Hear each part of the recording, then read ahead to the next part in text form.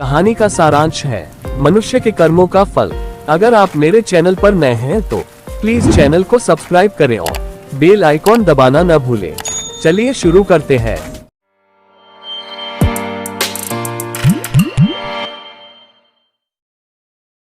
उन्नीसवीं सदी की बात है।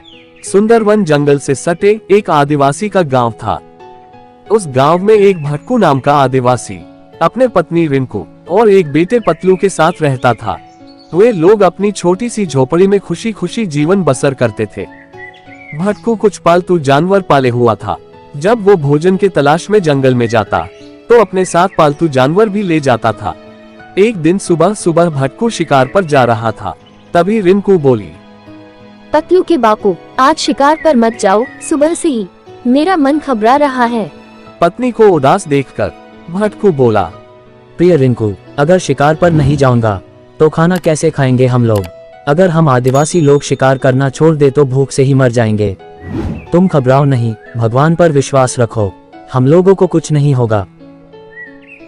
पत्नी के मना करने पर भी भटकू शिकार पर निकल गया। जंगल में गया तो वहाँ तेज हवा चलने लगी, बादल गरजने लगे। उसके बाद हल्की फुल्की वर्षा होने लगी। भटकू वहाँ से तेजी में अपने घर की तरफ भागा।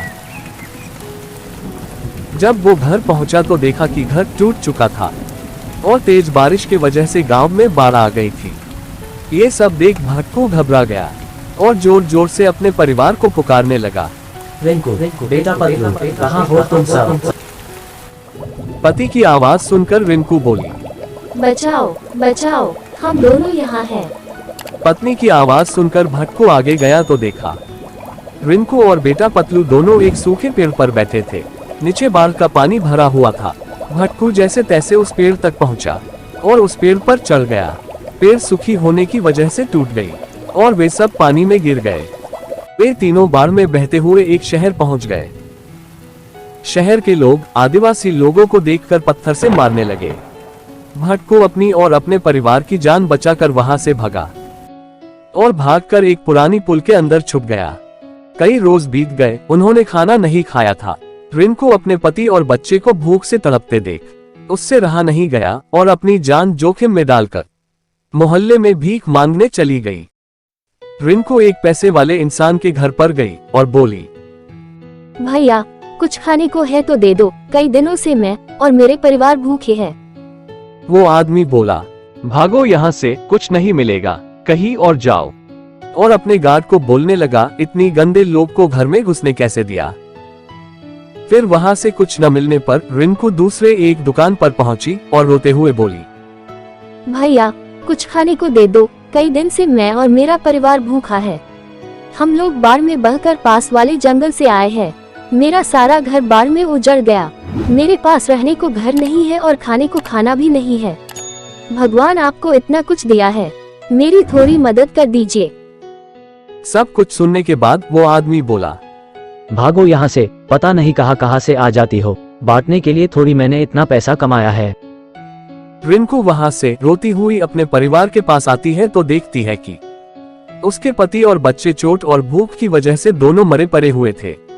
रिंकू जोर जोर से रोने लगी और भगवान से बोली, हे ईश्वर, तुम्हारी इतनी खुदगर्ज दुनिया में रहने से अच्छा है तुम मुझे भी उठा लो और मेरे परिवार से मिला दो। इतनी दुष्ट दुनिया में मुझे अब नहीं रहना, जहाँ कोई किसी की मदद नहीं करना चाहते।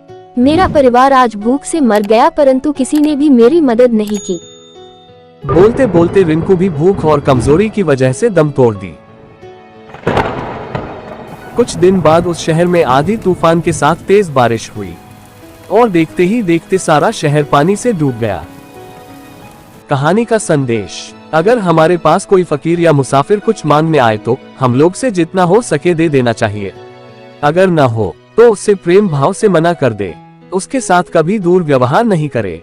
भगवान या अल्लाह या ईश्वर आपको किसी न किसी तरह से आजमाते हैं और जिंदगी कभी भी किसी को किस राह पर ला दे किसी को नहीं पता। हमेशा अपने खुदा को शुक्रिया अदा करे। अपना कीमती वक्त इस वीडियो को देने के लिए आपका धन्यवाद। अगर आप मेरे चैनल पर नए हैं तो कृपया मेरे चैनल भारत कार्टूनिस्ट को सब्सक्राइब करें। धन्यवाद।